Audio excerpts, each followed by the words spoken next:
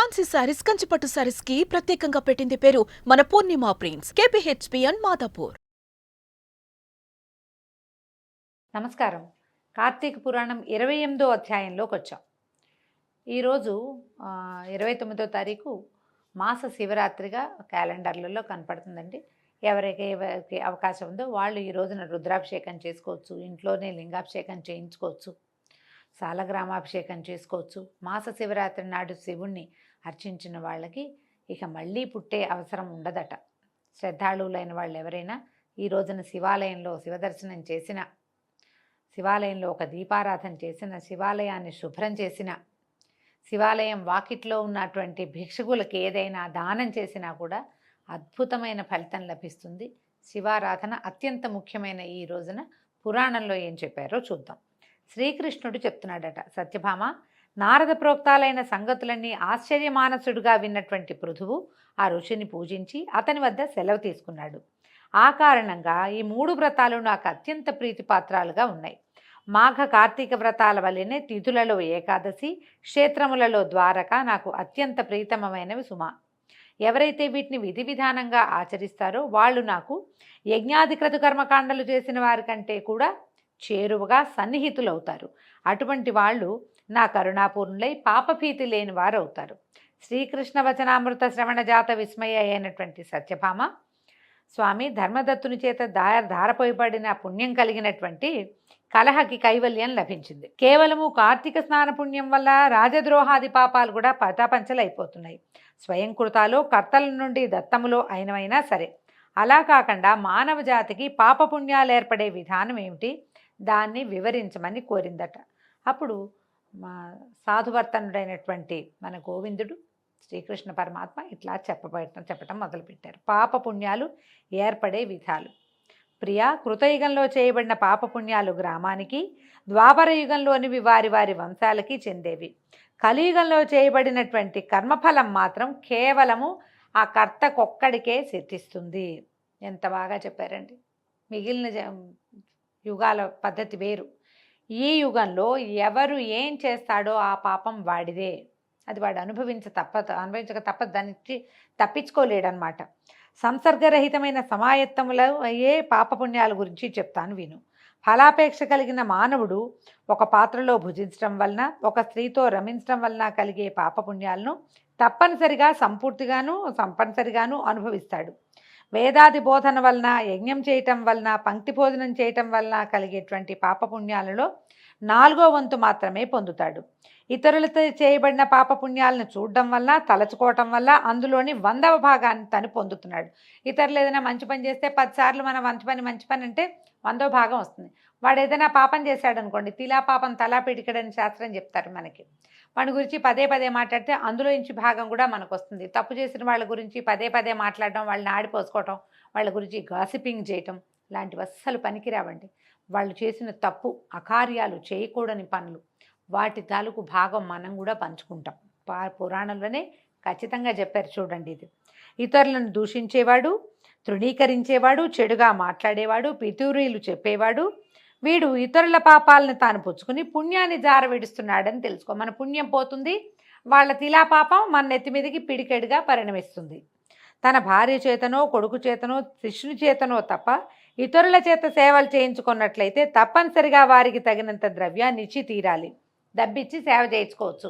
భార్యకి, కొడుక్కి, శిష్యుడికి డబ్బులు ఇవ్వక్కర్లా, వాళ్ళు సంతోషంగా చేస్తారు. వాళ్ళకి డబ్బు ఇవ్వక్కర్లా. నీకు పని చేశాను కాబట్టి నాకు డబ్బు ఇవ్వని అడగకూడదు భార్య కానీ, కుమారుడు కానీ, శిష్యుడు కానీ. అలా ఇవ్వని వాడు తన పుణ్యంలో సేవానురూపమైనటువంటి పుణ్యాన్ని ఆ ఇతరులకు జార విడుచుకోవాల్సి వస్తుంది. ఎవరైనా చుట్టాల అబ్బాయి మన ఇంట్లో ఉండి పనిచేసి పెట్టినా కూడానండి, వాడికి తగిన ప్రతిఫలాన్ని ముట్టజెప్పాలి, లేకపోతే మన పుణ్యం వాడికి వెళ్ళిపోతుందట. పంక్తి భోజనాలలో, భోక్తలలో ఏ లోపం జరిగినా ఆ లోపం ఎవరికి జరిగిందో వారు యజమాని యొక్క పుణ్యంలోని 6వ భాగాన్ని హరించిన వారు అవుతారు. మన చుట్టాలు అందరికీ కలిపి భోజనాలు పెడతాం, వీళ్ళు సరిగ్గా వడ్డనలు చేయక, సరిగ్గా వచ్చిన వాళ్ళకి రెసిప్రోకల్గా చక్కగా ప్రవర్తించక చేస్తే యజమాని ఎవరైతే ఈ కార్యక్రమాన్ని నిర్వహిస్తున్నాడో, గృహమేధి ఎవడో, అతని పుణ్యం ఈ అవమానింపబడిన వాళ్ళ తాలూకు ఖాతాలో పడిపోతుందట. స్నాన సంధ్యాదులు ఆచరిస్తూ ఇతరులను తాకినా, ఇతరులతో పలికినా వారు తమ పుణ్యంలోని 6వ వంతును ఆ ఇతరులకు కోల్పోతారు. సంధ్యావందనం చేసుకునేటప్పుడు మాట్లాడకూడదు. స్నానం కూడా ఎవరి దారిని వాళ్ళు స్నానం చేయటమే. ఈ మన నదుల్లో అక్కడ స్నానం చేసేటప్పుడు ఆనుకుని నుంచోకూడదండి. దగ్గరగా మనుషుల దగ్గర నుంచోకూడదు. సంధ్యావందనం చేసేటప్పుడు వేరే వాళ్ళతో మాట్లాడకూడదు, వేరే వాళ్ళు మనని ముట్టుకోకూడదు కూడా. ఎవరి నుంచైనా యాచన చేసి తెచ్చిన ధనంతో ఆచరించిన సత్కర్మ వల్ల కలిగే పుణ్యం దానం ఇచ్చిన వాడికే చెందుతుంది. ఇదొక పాయింట్. కర్తకి కర్మఫలం వినా మరేమీ మిగలదు. చేసిన పుణ్యం తప్ప పని చేసిన క్రియ చేసినందుకు వస్తుంది తప్పిస్తే యజ్ఞఫలం ఏదైతే పూజ విధానం ఆ ఫలితం ఏది లభించాలో అది డబ్బిచ్చిన వాడికే చెందుతుందట. తర్వాత దొంగిలించి తెచ్చిన పరద్రవ్యంతో చేసే పుణ్యకర్మ వల్ల వచ్చే పుణ్యము ఆ ధనం యొక్క యజమానికే చెందుతుంది తప్ప ఈ కర్మఠుడికి దక్కదు. దొంగతనం చేసుకొచ్చినా వీళ్ళకి దక్కేదేమీ లేదు. రుణశేషం ఉండగా మరణించిన వారి పుణ్యంలో రుణశేషానికి తగినంత పుణ్యం రుణదాతకి చెందుతుంది. పాపం కానీ పుణ్యం కానీ ఫలానా పని చేయాలనే సంకల్పం కలిగినవాడు, ఆ పని చేయటంలో తోడ్పడేవాడు, దానికి తగిన సాధన సంపత్తిని సమకూర్చినవాడు, ప్రోత్సహించేవాడు తలా ఒక 6వ వంతు ఫలాన్ని పొందుతారు. మంచైనా చెడైనా. ప్రజల పాపపుణ్యాలలో రాజుకు, శిష్యుని వాటిలో గురువుకు, కుమారు నుంచి తండ్రికి, భార్య నుండి భర్తకి 6వ భాగం చేరుతుంది. ఇది ఒక క్లియర్ స్టేట్మెంట్ అండి. ఏ స్త్రీ అయితే పతిభక్తి కలదో, నిత్యం తన భర్తను సంతోషపెడుతుందో ఆ స్త్రీ తన భర్త చేసిన పుణ్యంలో సగభాగానికి అధికారిని అవుతుంది. మనం లోకసామాన్యంగానే చెప్పుకుంటామండి. శాస్త్రం చెప్పింది భర్తలు చేసినటువంటి పూజల్లో వాళ్ళ పుణ్యంలో సగభాగం భార్యకి చెందుతుంది అని. పురాణం ఇంకో ప్రత్యేక వాక్యం చెప్తోంది. ఎవరైతే భర్తని అనుసరించి ఉంటారో, ఆయన ఏదో బోళ్ళు పూజ చేస్తున్నాడు, వీళ్ళు ఏదో చేస్తాడు, ఎలాగో మనకు పుణ్యం వస్తుంది కదా అని అనుకోకూడదు. పరిచర్య చేసిన స్త్రీకి లభిస్తుందని కృష్ణ పరమాత్మే చెప్పాడట. మనకు ఎలాగో వస్తుందని అనుకోకుండా ఆయన పూజ చేస్తుంటే పరిచర్య కావాల్సిన సామాన్లు ఏర్పరచడం, ఇల్లు బాకిలి తుడిచిపెట్టడం, ఓ ప్రసాదం నివేదన చేయటం, ఏదైనా వాళ్ళు ఎవరికో సహాయం చేస్తానంటే ఎందుకు అవన్నీ అని అంటాం. అలాంటివి చేయకూడదు. ఈ పని చేయాలి, హెల్ప్ చేయాలి. ఎక్కడికైనా ఏదైనా ఆయన మంచి పని చేస్తానన్నప్పుడు ఎంకరేజ్ చేసిన వాళ్ళకి సగం ఫలితం ఖచ్చితంగా లభిస్తుందట స్త్రీలకి. తర్వాత ఏం చెప్తున్నారు, తన సేవకుడో కొడుకో కానీ ఇతరుని చేత ఆచరింపజేసినటువంటి పుణ్యాలలో తనకి 6వ వంతు మాత్రమే లభిస్తుంది. ఈ విధంగా ఇతరులెవరూ మనకి దానం చేయకపోయినా, మనకి ఏ నిమిత్తము లేకపోయినా వివిధ జనసాంగత్యాల వల్ల పాపపుణ్యాలు మానవులకు ప్రాప్తించడం తప్పడం లేదు. అందువల్లనే సజ్జన సాంగత్యం ప్రధానమని గుర్తించాలి. ఇందుకు ఉదాహరణగా ఒక కథ చెప్తాను, వినమంటున్నారండి. సాంగత్యం బాగుంటుంది. సజ్జన సాంగత్యం, మంచి మాట్లాడేవాళ్ళు, ఎవరైనా తిట్టేటప్పుడు కూడా దూషణాలకి పాల్పడకుండా, ఏమిటో అలా జరిగిందండి, వాళ్ళు అలా చేశారు, ఎందుకోను, మరి వాళ్ళ కర్మం మా కర్మం అనాలి తప్పిస్తే వాళ్ళకి రకరకాల మాటలు తగిలిస్తూ, చెడ్డ మాటలు మాట్లాడుతూ, వాళ్ళని ఆడిపోసుకుంటూ, తూర్పారపడుతూ చేయకూడదు. అలాంటి వాళ్ళని సజ్జనులని ఈ కాలంలో మనం అనుకోవాలి.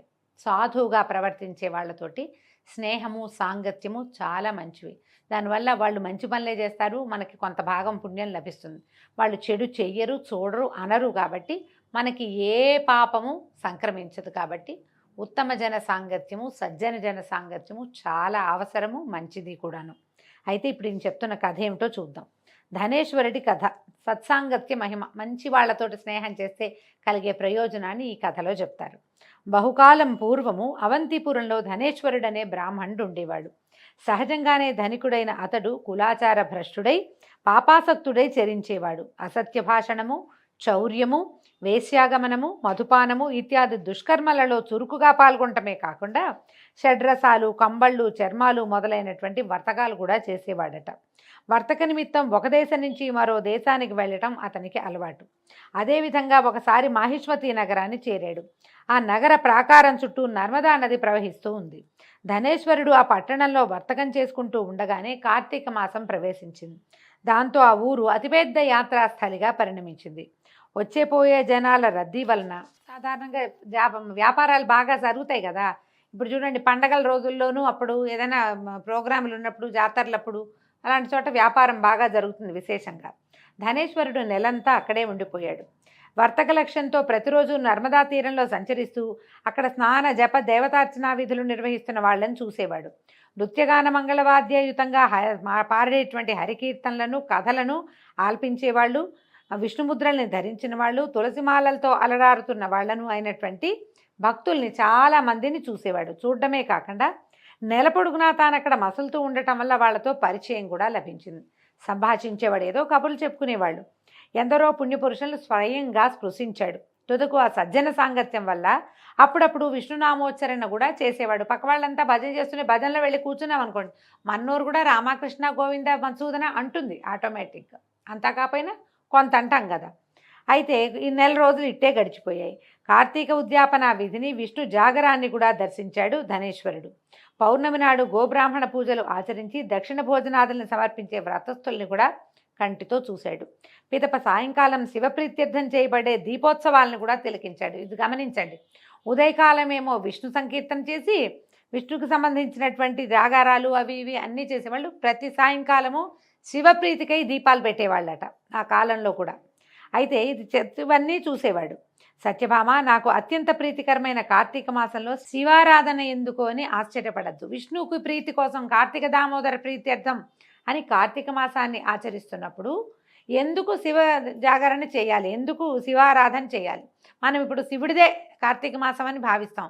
కానీ ఎందుకు కార్తీక మాసంలో ఈ కార్తీక పురాణంలో విష్ణునామ సంకీర్తన ఎందుకు వచ్చింది, ఎందుకు కార్తీక దామోదర ప్రీతి చెప్తారు అనే దాని గురించి చెప్తున్నారు.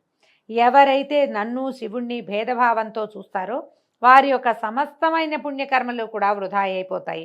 అదిగాక ఆ శివుడే కార్తీక పౌర్ణమి నాడే త్రిపురాసుర సంహారం చేసిన వాడు అవటం చేత ఆయనను ఆ రోజున తప్పక ఆరాధించాలి. కార్తీక పౌర్ణమి నాడు ఆరాధనీయుడు సాక్షాత్తు పరమశివుడే. ఆ రోజునే త్రిపురాసుర సంహారం చేసి ముజ్జగాలలోనూ జనాల్ని రక్షించాడు ఆయన. తప్పకుండా పౌర్ణమి నాడు ఆరాధనీయుడు పరమేశ్వరుడేనట. ఇక ధనేశ్వరుడి పూజా మహోత్సవాలన్నింటినీ ఎంతో ఆశ్చర్యంతోనూ వాంఛతోనూ చూస్తూ అక్కడక్కడే తిరుగుతూ ఉండేవాడు. కానీ ఆ సమయంలోనే కాలవశాన అతను ఒక కృష్ణ సర్పం కాటు వేసింది. తక్షణమే స్పృహ కోల్పోయి అపస్మారకంలో ఉన్న ఆడికి అక్కడున్న భక్తులు ఉన్న తులసి తీర్థాన్ని సేవింపజేశారు. అయిపోయింది నారాయణ నారాయణ అంటూ నోట్లో తులసి తీర్థం పోశారు. ఆ అనంతర క్షణంలోనే ధనేశ్వరుడు దేహత్యాగం చేయటం కూడా జరిగింది. మరుక్షణమే యమదూతలు వచ్చి అతని జీవిని పాశబద్ధుణ్ణి చేసి కొరడాలతో మోదుతూ యముని వద్దకు తీసుకెళ్లారు. యముడు అతని పాపపుణ్యాలను గురించి విచారణ ప్రారంభించగానే చిత్రగుప్తుడు అన్నట పుస్తకం తెరిచాడనమాట. చిట్ట తెరిచి, హే ధర్మరాజా, వీడు ఆగర్భ పాపాత్ముడే గాని అణుమంతైనా పుణ్యం చేసిన వాడు కాదండి. వీడి పుస్తకంలో అసలు ఎక్కడా లేదు, వీడికి ఏ అకౌంట్లోనూ వీడి దగ్గర పుణ్యబలం అన్న మాటే లేదు అనేసరికల్ ఈయనేం చేశాడు, దండధరుడు తన దూతల చేత ధనేశ్వరుడి తలని చితకొట్టించి కుంభిపాక నరకంలో వేశారట. అయితే ధనేశ్వరుడు ఆ నరకంలో పడగానే అక్కడ కుంభిపాకట్ల మంటలు రేగుతూ ఉంటాయి. మొత్తం మంటలన్నీ చల్లారిపోయినాయట. ఆశ్చర్యపడిన దూతలు ఈ విషయాన్ని కాలుడికి విన్నవించారు. అంతకంటే అబ్బురపడిన నరకాధీశుడు తక్షణమే ధనేశ్వరుని తన కొలువుకు పిలిపించి పునర్విచారణని తలపెడుతూ ఉండగా అక్కడికి విచ్చేసిన దేవర్షి అయిన నారదుడు, ఓ యమధర్మరాజా, ఈ ధనేశ్వరుడు తన అంత్యకాలంలో కార్తీక మాసోత్సవాన్ని వీక్షించాడు. నరక నివారకాలైన అనేక పుణ్యాలను ఆచరించాడు కనుక ఇతనిని నీ నరకం ఏమీ చేయలేదు. ఎవరైతే పుణ్యపురుష దర్శన స్పర్శన భాషణాదులకు పాత్రలో వారా సజ్జనుల యొక్క పుణ్యంలో 6వ భాగాన్ని పొందుతున్నారు. అటువంటిది ధనేశ్వరుడు ఒక నెల పాటు కార్తీక వ్రతస్థులైన ఎందరెందరో పుణ్యాత్ములతో సాంగత్యం చేసి విశేష పుణ్యభాగాలను పొంది ఉన్నాడు. కార్తీక వ్రతస్థుల సహజీవనం వల్ల ఇతడు కూడా సంపూర్ణ కార్తీక వ్రత ఫలాన్ని ఆర్జించుకున్నాడు. అదీగాక అవసాన వేళ హరిభక్తుల చేత తులసి తీర్థాన్ని కూడా పొందాడు. కర్ణపుటాలలో నారాయణ నామస్మరణ చేయబడింది. పుణ్య నర్మదా తీర్థాలతో వీని దేహం సుస్నాతమైంది. అందరూ హరిప్రియుల ఆదరణకు పాత్రుడైన ఈ విప్రుడు నరకానుభవానికి అతీతుడని తెలుసుకో. అక్కడ ఉన్న వాళ్ళందరూ హరిసేవలే, అందరూ హరిసేవే చేశారు. నర్మదా తీరంలో సాయంకాలం శివప్రీతి కోసం దీపాలంకరణలు అవి చేశారు. దీపమాలాలు సమర్పించారు, జ్వాలాతోరణాలు కట్టారు. ఆ తర్వాత దీపాలని నదిలో రోజు వదిలిపెట్టేవాళ్ళు. అలాంటి వాళ్ళ సాంగత్యంలో ఉన్నందు వాడికి ఇక నరకానుభవం జరగదు. ఇతను నరకానికి అతీతుడు. ఇతగాడు దేవతా విశేషుడు, పుణ్యాత్ముడైన ఈ భూసురుడు పాపభోగాలయమైనటువంటి నరకమందు ఉండేందుకు అర్హుడు కాదు నాయన, ఇతన్ని ఇక్కడి నుంచి పంపించేసేయమని నారదుడు యమధర్మరాజుకి బోధించాడు. దీంతో 28వ రోజు పారాయణ పూర్తయిందండి. రేపు ఉదయం 29వ రోజు పారాయణలో మళ్ళీ కలుసుకుందాము. నమస్కారం.